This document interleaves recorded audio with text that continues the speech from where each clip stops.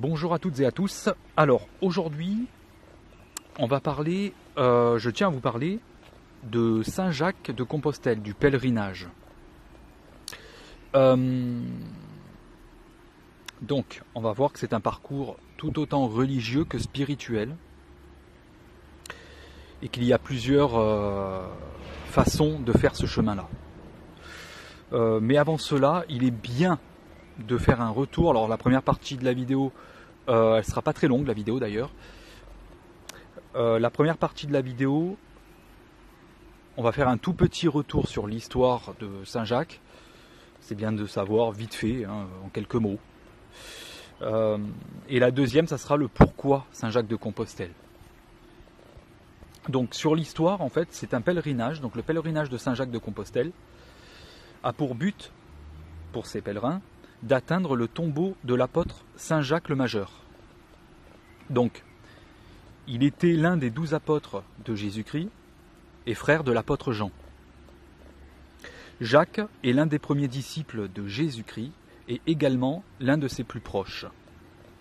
L'apôtre Jacques aurait quitté le Proche-Orient au 1er siècle après Jésus-Christ avec pour mission d'apporter la parole du Christ en Occident jusque dans la péninsule ibérique. Il retourna ensuite en Palestine, où il fut décapité. Sa dépouille a été mise dans une embarcation, où il a été dit qu'elle a été guidée par un ange. Donc ça, c'est dans les écrits, hein, c'est dans la Bible. L'embarcation franchit le détroit de Gibraltar, avant de venir s'échouer sur les côtes de Galice.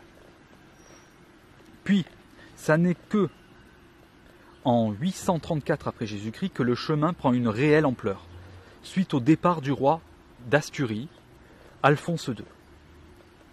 Le pèlerinage est ensuite internationalisé, là c'est là où il prend vraiment une ampleur internationale, suite au départ de l'évêque, alors désolé si j'écorche le nom, Godescalc du Puy-en-Velay. Donc c'est de là où a été créé le chemin du Puy, l'un des plus importants en France.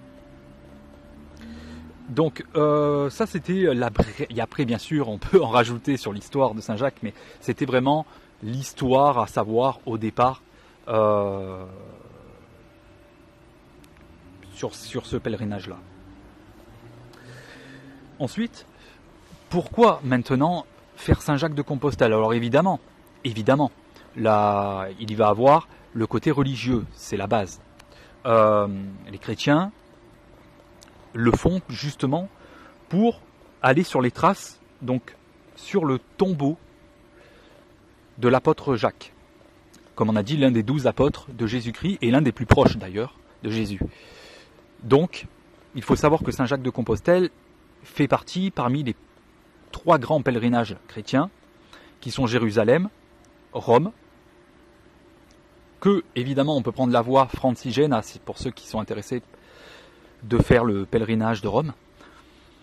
Pour ceux qui sont intéressés également, il me semble qu'on part de Denver au Royaume-Uni, c'est le point de départ de ce pèlerinage, pour arriver directement à Rome. Donc là c'est pareil, ça fait un sacré bout. Et puis il y a Saint-Jacques de Compostelle, le 3e, qui est aussi vraiment phénoménal. Donc moi en fait j'ai pour projet vraiment de le faire. Je ne l'ai pas encore fait, je devais partir d'ailleurs en juin de cette année. Malheureusement, avec ce qui se passe, c'est triste, mais je vais devoir reporter ce projet-là. Il faut aussi savoir accepter les choses. Il y a des priorités qui sont outre. Malheureusement, ça fait partie du travail sur soi également, d'accepter que ça ne sera pas possible. Et de ne pas rentrer dans l'ego et forcément de rentrer dans le jugement. C'est pas grave, il faut se dire que c'est pas pour ceux, hein, pas que pour moi, parce qu'il y en a beaucoup qui avaient prévu de partir. Hein. Pour tous ces gens, je dirais, ne vous en faites pas. Voilà, si vous devez le faire, vous le ferez. Si ça ne se fait pas, c'est que ça ne devait pas se faire. C'est tout. Maintenant, pourquoi le chemin? Alors, il y a le côté religieux, comme on a dit, donc très très très important pour les chrétiens. Il y a le côté sportif pour d'autres, Alors, beaucoup disent oui, mais ça gâche un peu le pèlerinage, puisque à la base, c'est pas du tout quelque chose de folklorique, puisque j'ai déjà entendu des gens dire ça justement, que à partir du moment où ça n'est pas religieux ou pour une quête intérieure, ça devient du folklorique en fait. Certains le font pour se challenger également, d'autres le font en groupe, entre amis. Il y en a même qui le font parce que c'est un pari. Et puis il y a le côté spirituel aussi, des gens qui sont soit aussi chrétiens, soit ne le sont pas, et qui se disent que finalement c'est plutôt suite à un éveil spirituel, qui se disent bon on va le faire, et puis pour se connaître soi. Mais c'est là la base en fait, qu'on soit chrétien ou autre, la base elle est là. Déjà évidemment il y a le côté importance du Christ, de Jésus dans ce chemin, de l'apôtre également Jacques, parce que franchement sur ce chemin les rencontres sont énormes, mais il y a quelque chose de bien plus grand quand on en écoute les témoignages d'ailleurs, des personnes qui disent qu'ils l'ont fait et qui sont revenus complètement changés, qui n'ont plus du tout la même vision de la vie, et qu'il se passe quelque chose, parce qu'il faut savoir que énergétiquement, donc ça on parle de l'énergétique là, le chemin, donc le pèlerinage de Saint-Jacques-de-Compostelle est l'un des plus hauts lieux vibratoires de la planète. Il se passe des choses incroyables sur ce chemin qui sont indescriptibles. Alors certains vont dire, on ne comprend pas pourquoi, un jour on va se lever avec un cafard monstrueux, le lendemain on est euphorique comme jamais je ne l'ai été, et ça ne s'explique pas. Il va y avoir aussi le contexte des relations, des rencontres qu'on va avoir. Et surtout, sur ce chemin, il faut se laisser porter par la vie. Il ne faut pas chercher à... Alors après, c'est le choix de chacun, il n'y a pas de souci. Certains vont réserver à l'avance, bien à l'avance, leur gîte. C'est bien aussi, c'est juste. Moi, je dis qu'il vaut mieux être dans l'instant le plus présent possible. Ça veut dire y aller et se laisser porter. Comme on dit, il y a Dieu. D'autres l'appelleront l'univers. Il y a un Dieu, il est là. Il faut lui faire confiance. Il faut tout remettre dans les mains de Dieu. Et faire confiance qu'on va avoir ce qu'on demande. C'est-à-dire qu'effectivement, on ne sait pas où dormir. Moi, par exemple, je vais le faire sans aller réserver forcément à l'avance où donc je ne vais pas savoir où je vais dormir. Est-ce que je vais pouvoir manger ? Tout ça, il faut se laisser faire. Voilà, il faut laisser faire la vie. Et quand on écoute tous les témoignages de personnes qui ont fait ça, qui ont dit, voilà, je te confie, Dieu, je te confie dans tes mains ma situation, ils ont tous dit qu'il y a eu comme des miracles, des rencontres fortuites, mais vraiment incroyables, à se demander comment ça a été possible. Comment j'ai pu faire une rencontre dans un tel lieu, là où il n'y avait personne, il n'y avait que des vaches. Parce que, effectivement, après j'en ferai une autre vidéo sur les différents chemins de départ. Mais si on prend le Puy-en-Velay, le départ du Puy, évidemment, c'est d'ailleurs l'un des plus typiques, l'un des plus sauvages d'ailleurs. En France, c'est le plus sauvage. En fait, quand vous passez dans le plateau de l'Aubrac, vous voyez que des vaches. Il y a des champs et des vaches. Bon. Là, vous allez faire des rencontres et vous allez avoir la réponse à la question que vous vous posiez juste avant. Grâce à cette personne. Mais c'est incroyable. Donc, il y en a beaucoup qui disent que il y a des choses incroyables. Voilà. Il y en a même qui disent que finalement, ils sont partis, ils ne croyaient en rien. Et ils reviennent tellement que ça a été extraordinaire. Finalement, ça y est, dans leur tête, effectivement, c'est évident qu'il y a un Dieu, quoi. Vous voyez ? Il se passe des choses que forcément on ne rencontrera pas ailleurs. Et c'est pour cela que moi en tout cas, je souhaite me lancer. C'est aussi très bien pour les gens qui s'éveillent spirituellement, je veux dire, qui ont des relations, qui sont en relation d'âme en tout cas, pour les gens qui sont dans la spiritualité libre. Après, pour les religieux, évidemment, cela prend tout son sens également. Après, c'est un chemin, évidemment, ouvert à tous. Voilà, moi je ne suis pas ceux qui va dire, je ne vais pas dire oui, c'est pas normal, si tu n'es pas chrétien, tu n'as rien à faire là. Non, puisque comme on l'a dit tout à l'heure, c'est un des endroits les plus hauts, question vibratoire. Donc, c'est aussi pour ça qu'il y a énormément de fluctuations énergétiques. C'est-à-dire les coups de cafard, les tristesses, les joies incontrôlées. Il y en a même qui disent finalement, je ne sais pas pourquoi, habituellement je ne réagis pas comme ça, mais là je tombais dans les bras de chacun sur le chemin, quoi. Et il se passe des choses, voilà. Il y a des gens qui vous offrent à manger, et ça apprend aussi quoi? Ça apprend de recevoir beaucoup, parce que beaucoup de personnes n'ont pas appris à recevoir, ils ont appris à donner énormément, mais par contre, ils ne savent pas recevoir. Et le fait de recevoir, pour eux, c'est comme un scandale ou une honte, voilà. Par contre, la vie vous montre que finalement, ça n'est pas le cas.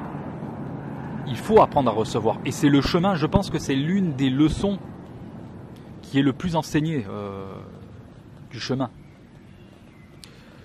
Donc voilà, j'avais envie de vous partager aujourd'hui une vidéo brève sur Saint-Jacques de Compostelle, de comprendre pourquoi Saint-Jacques de Compostelle, pourquoi le faire finalement, pourquoi ce chemin, et parce que pour moi c'est quelque chose d'important. Pour d'autres, ben, ça ne sera pas pour eux, ça ne leur parlera pas. Mais pour moi, je pense qu'il y en a beaucoup dans ma situation qui devaient également partir en 2020, qui ne pourront pas malheureusement, mais comme je vous disais, ne vous en faites pas. En sachant que pour ceux qui le peuvent, 2021 est une année jacquaire, donc une fois tous les 4 ans, il me semble, ça arrive. Et c'est là cette année, enfin là dans le calendrier, c'est 2021 l'année jacquaire. Donc l'année prochaine, il va y avoir énormément de monde. Donc c'est parfait pour les rencontres. Il va y avoir également beaucoup de ceux qui n'auront pas pu le faire en 2020. Donc il va y avoir finalement le double de monde, puisque ça va représenter en termes de personnes 2 années en lune. En revanche, il va y avoir aussi encore plus de monde, parce que c'est une année jacquaire, et pendant ces années-là, il y a toujours plus de monde. Donc, pour ceux qui veulent tenter cette aventure, pour ceux qui l'ont déjà tenté, ça serait bien en fait pour ceux qui l'ont déjà tenté de laisser des commentaires pour voir qu'est-ce que vous avez ressenti sur ce chemin, qu'est-ce que vous avez partagé, les joies que vous avez pu avoir, les rencontres. Parce que franchement, il y a des lieux incroyables. On découvre également la vieille France, la gastronomie. On a l'impression de sortir d'une époque pour faire un saut finalement dans peut-être 6 siècles en arrière. En plus, moi j'ai toujours dit, c'est 2 chemins en l'un. Parce que vous avez la partie française, pour ceux qui commencent en France, parce qu'il y a une possibilité de commencer à la frontière à Saint-Jean-Pied-de-Port. Et il y a la partie espagnole, qu'on appellera après le Camino Frances, ou bien le Camino del Norte, qui est moins connu, mais qui emprunte lui par contre la voie atlantique, la côte atlantique, que le Camino Frances, lui, est plus dans les terres, et un peu plus aride, on va dire. Mais on va dire c'est le plus historique des deux. Le Camino del Norte est plus sauvage. La partie espagnole est plus centrée sur l'historique, évidemment, et sur l'universel. Quand je dis universel, c'est en termes de personnes. Puisque vous allez rencontrer beaucoup de monde, énormément de monde, qui viennent du monde entier, des pèlerins du monde entier, et parfois même des personnes qui ne sont pas forcément chrétiennes, comme on a dit tout à l'heure, mais des Coréens du Sud, vous avez de tout. Voilà, de tout. Et vous avez la partie française, quel que soit le chemin en France, qui est lui par contre moins fréquenté, à part bien sûr le départ des Français, donc c'est souvent entre Français, ou pour ceux qui l'ont commencé ailleurs en Europe, comme des Allemands qui traversent la France également, parce qu'il y en a qui partent d'Allemagne jusqu'à Saint-Jacques et qui en ont là pour 4 mois, quasiment. Donc c'est souvent entre Français, et c'est souvent côté français, on va dire, c'est pas pour, enfin ça dépendra des jours, mais vous avez plus de chances de vous retrouver seul sur le long terme en France qu'en Espagne. Comme pour ça que je disais tout à l'heure, l'Espagne, ça privilégie beaucoup les rencontres. Vous pouvez vous retrouver seul, mais c'est rare. La France, vous allez beaucoup travailler l'introspection. Ça, je peux vous le garantir, et je m'y attends également. C'est beaucoup d'introspection en France. Voilà, c'est beaucoup de travail intérieur. La nature, être en accord avec la nature, les rivières, les églises, les monuments, les vieux villages. C'est extraordinaire. Moi j'ai vu des photos, vous passez par Rocamadour, c'est franchement extraordinaire. L'Espagne, après vous avez également, mais c'est très typique, mais voilà, vous allez vraiment connaître ce côté un peu mondial, le côté on va dire rencontre mondiale, voilà. Avec tout être, chaque culture, c'est là où on apprend finalement aussi. Donc c'est ça qui est extraordinaire. Le côté introspection en France et le côté ouverture à l'autre en Espagne. Ça ne veut pas dire qu'en France on ne va pas faire de rencontres également. Et ça apprend également, un dernier point, à beaucoup de personnes, ceux qui sont beaucoup renfermés, à s'ouvrir à autrui. Parce que sur ce chemin, il se passe des choses également sur ce côté-là. Et beaucoup reviennent beaucoup grandis. Des gens timides qui se sont ouverts comme ça grâce au chemin, car c'est une autre vision de la vie finalement. Donc voilà, j'avais vraiment envie de partager ça avec vous aujourd'hui. La prochaine vidéo, je continuerai également les vidéos sur la spiritualité que j'ai déjà faites, notamment sur les FJ. Je continuerai à faire d'autres vidéos. Mais c'est vrai que je continuerai pour la prochaine là, qui arrivera derrière, soit aujourd'hui, soit demain, encore sur Saint-Jacques-de-Compostelle, mais cette fois-ci sur les distances, les différents chemins de départ, pour ceux qui sont intéressés de partir via la France, la Belgique ou la Suisse. Donc voilà, je sais que moi on m'a apporté la pierre à l'édifice. Si je peux faire de même, c'est déjà ça. Voilà, c'est déjà ça.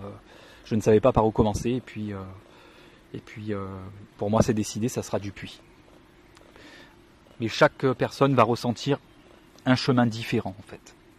Donc écoutez-vous, c'est le message le plus important. Très bon après-midi à tous.